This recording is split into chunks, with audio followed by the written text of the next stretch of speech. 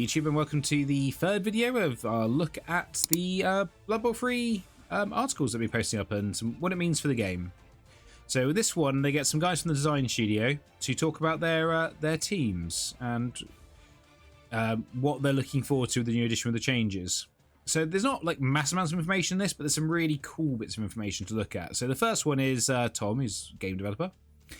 And he's a devout follower of Nurgle, which I always find a bit weird. Why do you want to be plague ridden? But never mind.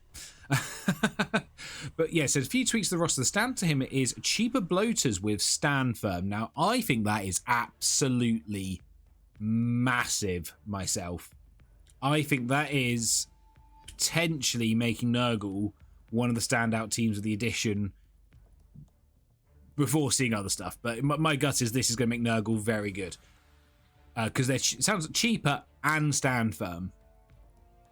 Yeah, they're still stuck at low TV, but strength 4, foul appearance, and stand firm.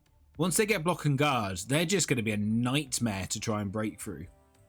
So that is a really that's a massive change. We need to see what they're doing because they are losing 2 Pestigors. So we need to see what they do to the linemen, because obviously they went down to agility 4+ from effectively old agility 3+ in the last set of rules. If they go back to 3+, I could see them being a very good team. If not, we'll see. But I still think this is a great addition for the Nurgle. They are now, well, that's like super nobility, strength 4 and stand firm. Losing 2, to be fair, yeah, I generally only ever ran 3 goats with my Nurgle. I always found the 4th goat didn't really have a role, because I'd have a ball sacker, a ball carrier, and a killer. And that was my 3 goat roles. And then there was kind of, I didn't see the point developing the 4th one in, because they kind of had to fill in whatever the other ones didn't. Yeah, it's just kind of a backup and what you just give it block. Yeah. Got some more news about Skaven. So the next guy is very excited that Skaven only have 2 gutter runners, like when he played back in the day. Interesting. But it talks about gutter runners have gained stab. Which does make sense because the model has a knife. It's a Games Workshop article. They're always going to be positive about changes because that's kind of their job. I get it. I worked for GW for 5 years. You kind of have to be positive. But yeah, the gutter runner's getting stab again. I don't think it makes up for losing 2 gutter runners, but with the movement 8 strip ball. I don't know how much you ever want to stab the gutter runners, but if they don't go up in cost, it's a nice ability to have. Yeah, losing them savings. Yeah, losing the gutter runners saves you money. It's an interesting take. But yes, that's I won't dial on that too much because we've already kind of gone over Skaven a fair bit.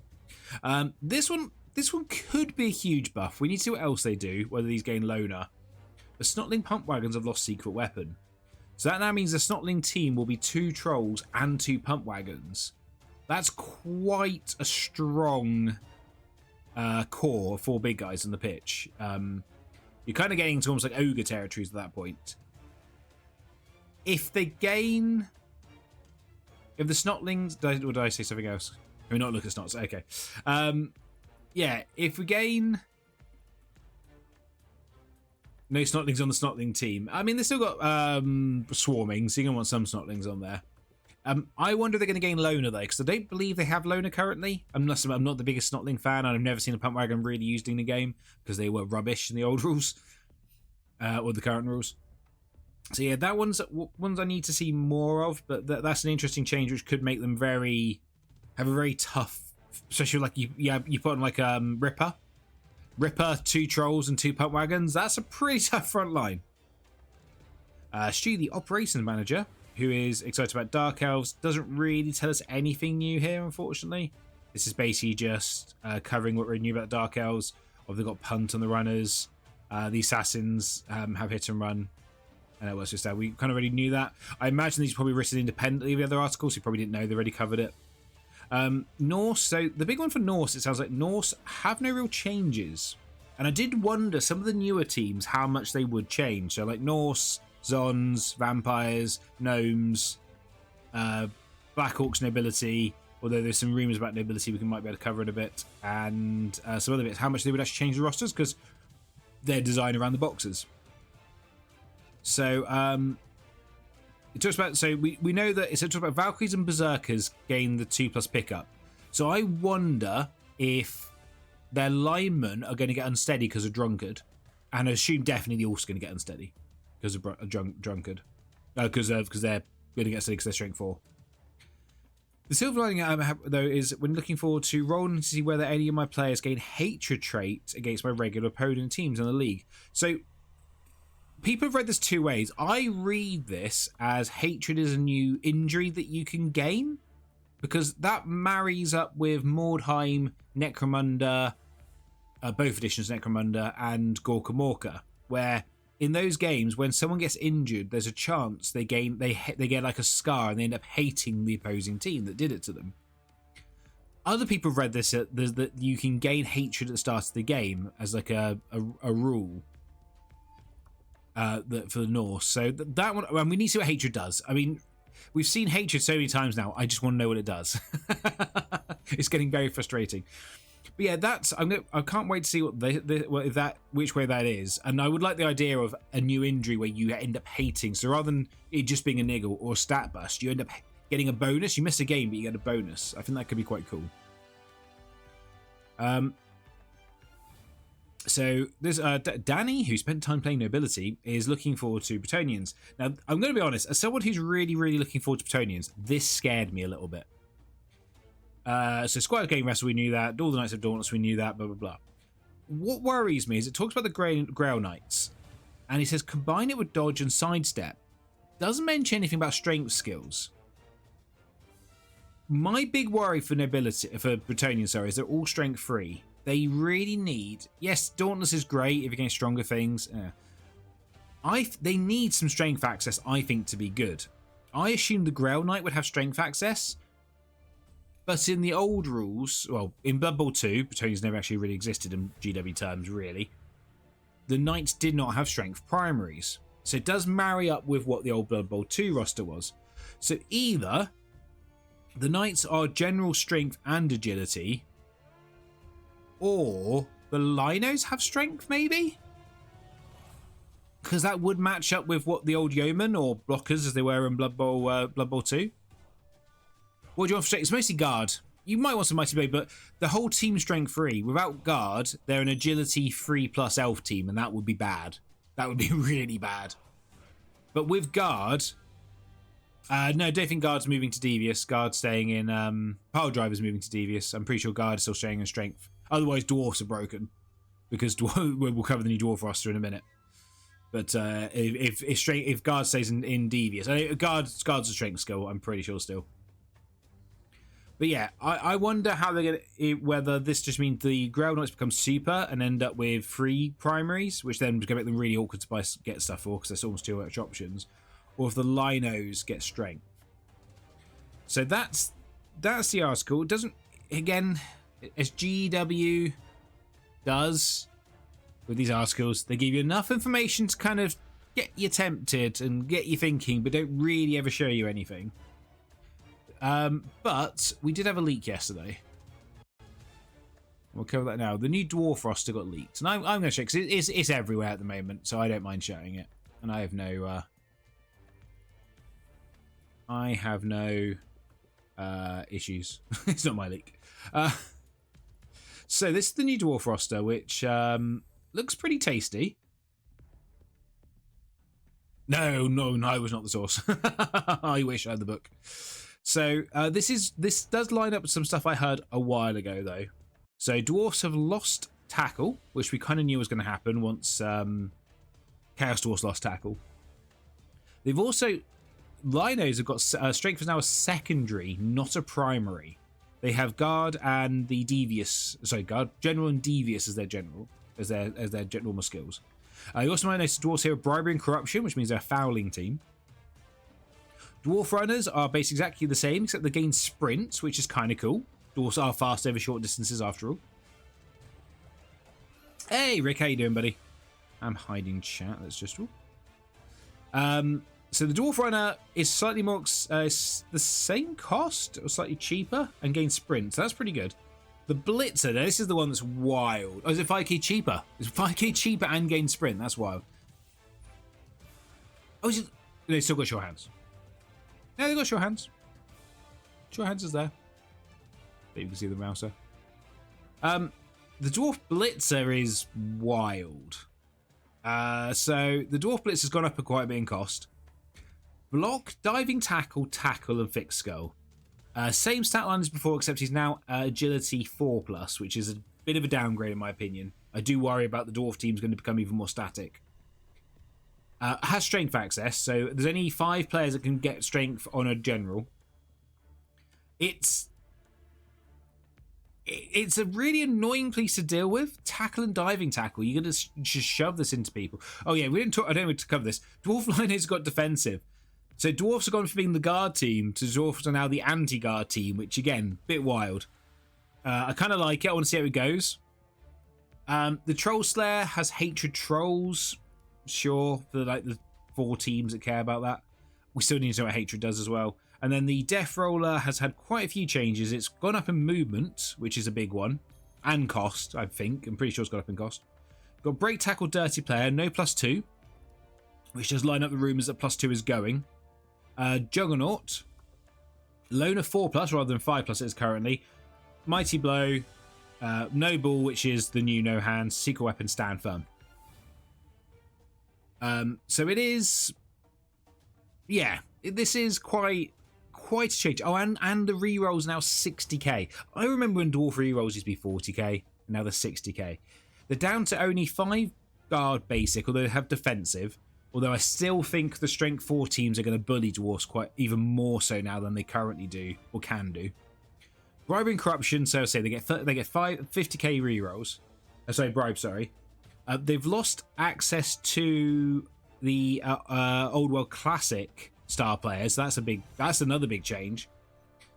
And they've got new special rule, Brawling Brutes, which someone told me, I don't know, again, pinch of salt, that means that they get 3 star player points for killing players and only 2 star player points for scoring touchdowns. Which is a bit, if that is true, and this is like time for all the salt in the world, although I'm sure we'll find out by around the weekend time, that's huge. What I like about this roster is Troll Slayers are now super important. Like, super important. Whereas beforehand, people wouldn't take them because you need them for the guard access, in my opinion. The Blitzers are very frustrating, but the Agility 3+, I think, is going to be a 4+. I don't know. And the runners look better, but again, it's sprint. Your rerolls are more expensive. You probably want sure feet. You can't get sure feet because they don't have agility access. That's the other one. I think there's no agility access in this team anymore. Agility's just gone, which is, they always used to have a secondary. We're not going to see any more Dwarf, Blodge, Movement 8 runners. So yeah, this is really, if this is where we're going, some of these teams are going to be so different. It's quite wild.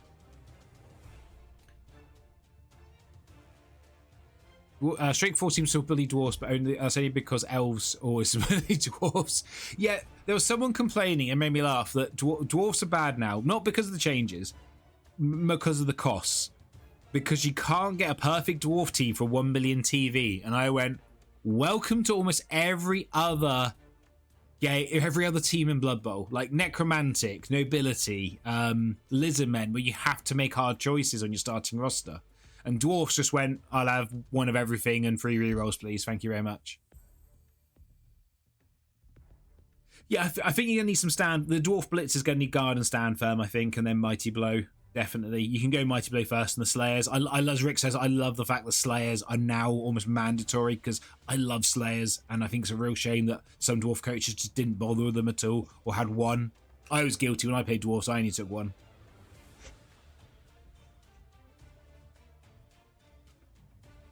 Every other team except Hans. There we go. So that was that one.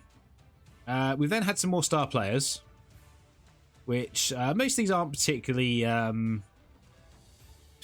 interesting from a change. So I don't think we covered Gorak on the last video, but I'll just cover him just in case we didn't. So he's got jump up now. Sorry, not jump up. He's always jump up. He's got unsteady is what I meant to say. Very good. Good start. He's got unsteady and his special rules change. So rather than being a once per game +1 to armor, it's once per game re-roll armor. I kind of like that because it feels like a little bit of a nerf. Because the +1 to armor, obviously you can see the dice and then choose whether to use it or not. The re-roll, obviously you can probably do it on a very important player. But a re-roll's there's a lot more risk with the re-roll. It just flat doesn't work. At least with crushing blow, you at least guaranteed breaking the armor when you were using it. He also has lost access to the Underworld. Is it Underworld Leagues? I can't remember what it's called now. The one that gives them access to Underworld and Snotlings. And he's unsteady, so he can't be your ball carrier. So you can't just go, I'm going to pick up the ball on a 2+ on my movement 6, strength 5 player with and just be safe with the ball. So yeah, I'm pretty sure everyone's strength 4 and above is going to be unsteady.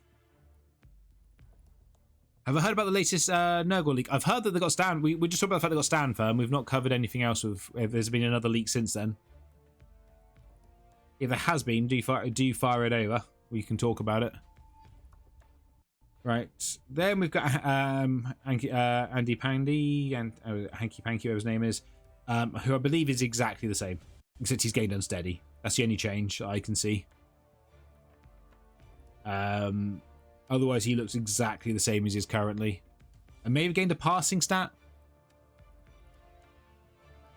Rotspawn gains pick me up. Like, no, that's wild if true.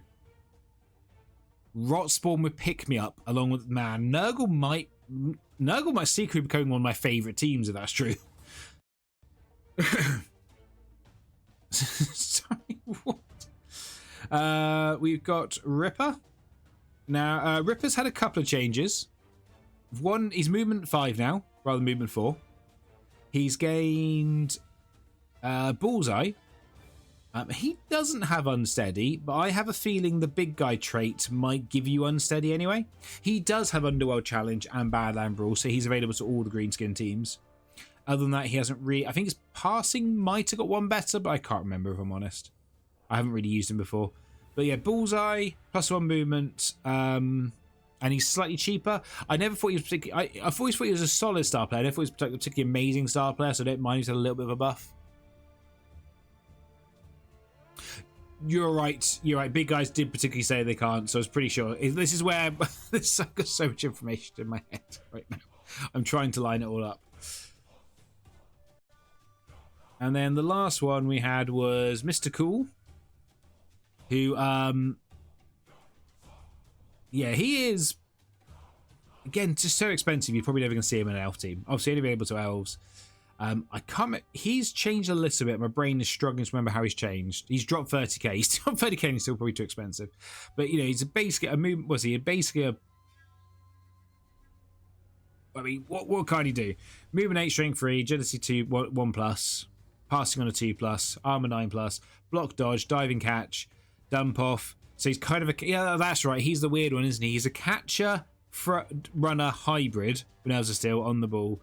Pass, side steps. He has all these skills which help him catch and pass the ball. And also, once per game, he can stab someone.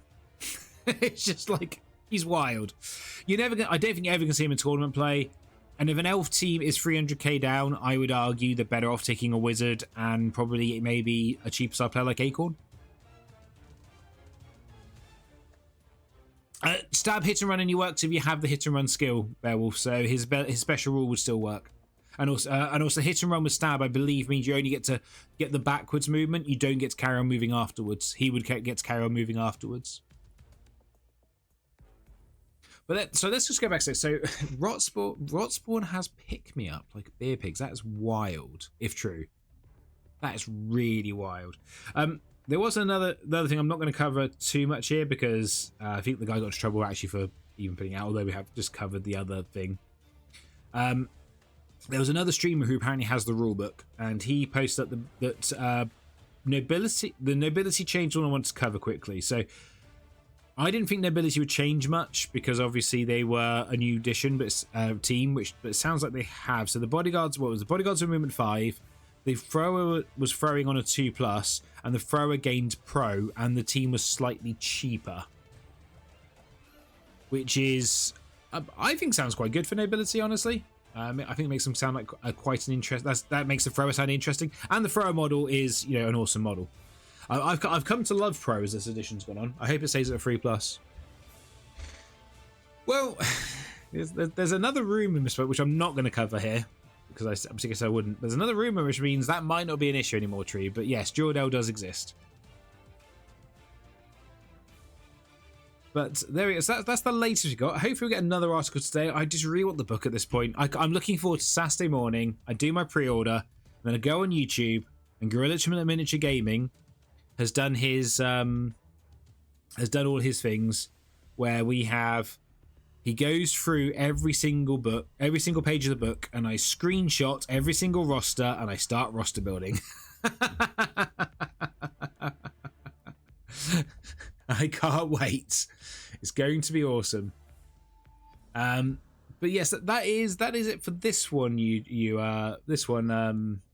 Say YouTube. If we get any more, I will hopefully do some more videos. I've quite enjoyed doing these. I'm gonna try and do like mini race guides, but we'll need to see what